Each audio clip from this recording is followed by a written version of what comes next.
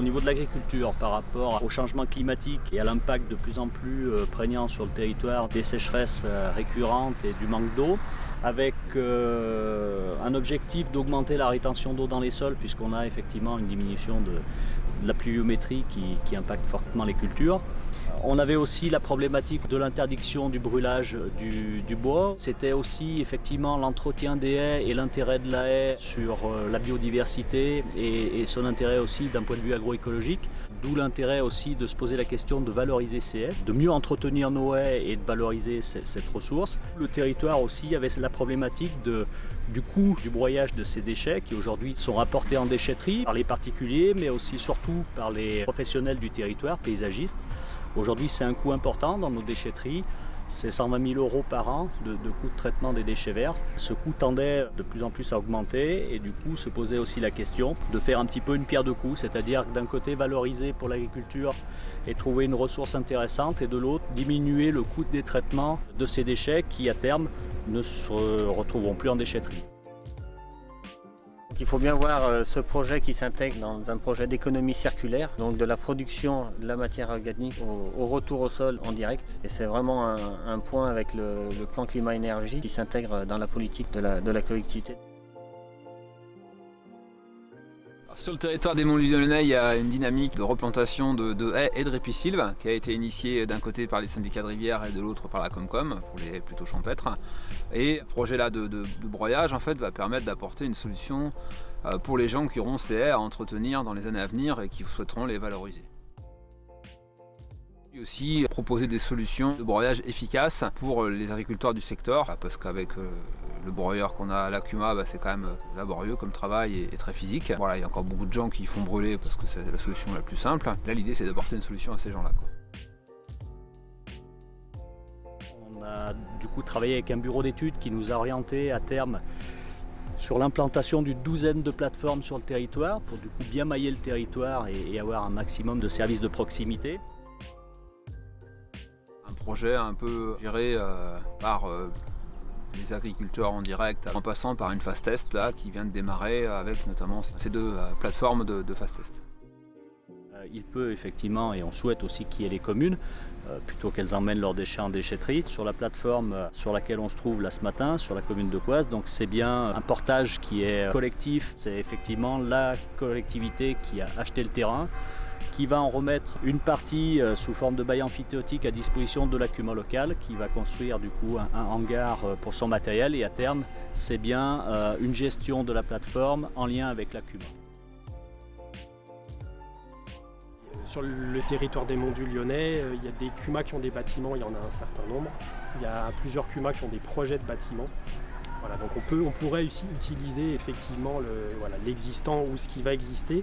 Et puis on peut très bien aussi, indépendamment du fait d'avoir un bâtiment, avoir des CUMA qui gèrent une parcelle mise à disposition pour la CUMA pour faire cette activité-là et recevoir cette activité-là. En passant par le biais de la CUMA, ça serait par exemple de pouvoir passer par une CUMA comme la CUMA de la Verte Prairie du Lyonnais, qui existe déjà donc, sur le département du Rhône et qui fonctionne déjà avec un secteur très très large, donc c'est-à-dire qu'elle couvre une bonne partie du département, voire un petit peu plus. L'idée, ça pourrait donc être que cette CUMA-là puisse porter ce projet-là, investir dans un broyeur un peu du même type que le broyeur qu'on a aujourd'hui pour la prestation, qu'après donc les adhérents puissent bénéficier du service. Ou alors fonctionner encore différemment avec le biais de ce que nous on appelle en interne dans notre réseau l'intercuma. Et donc là, ça pourrait être une CUMA d'un département voisin qui adhère à la CUMA de la Verte Prairie pour que la Verte Prairie puisse venir faire bénéficier de ce service-là à ses adhérents. L'intérêt que ce projet-là soit un peu géré en CUMA, c'est que déjà du départ, les CUMA sont des lieux d'échange entre agriculteurs depuis toujours. Un lieu d'échange assez neutre aussi, qui du coup fait que voilà, tout le monde y va. Et ça permet d'échanger sur ces sujets-là. Donc c'est déjà en fait un collectif qui fonctionne bien.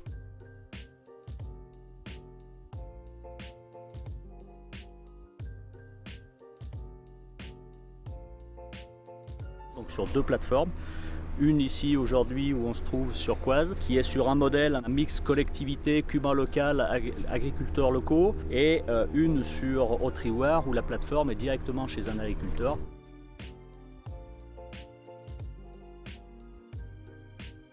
Donc l'objectif de la phase test d'aujourd'hui, qui a été organisée par la communauté de communes des Monts du Lyonnais et les FDQMA Loire-Rhône, c'est justement de pouvoir un petit peu prendre conscience des volumes, des besoins des adhérents et des agriculteurs locaux pour pouvoir derrière justement estimer ces coûts de revient et voir comment derrière ils peuvent appliquer l'appel des parts sociales.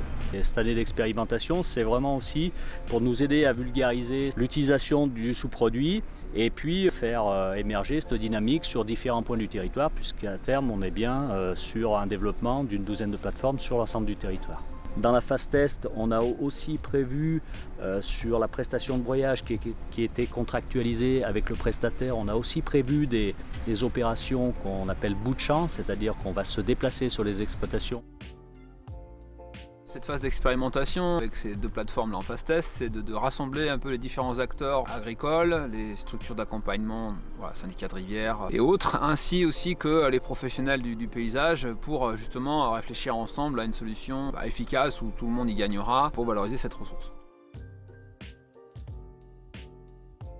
On a commencé il y a 3 ans maintenant à avoir des bâtiments qui sont intégralement paillés avec le broyat. Le temps d'astreinte du boulot au quotidien il est diminué parce qu'en fait ça ne demande pas de pailler tous les jours comme avec la paille.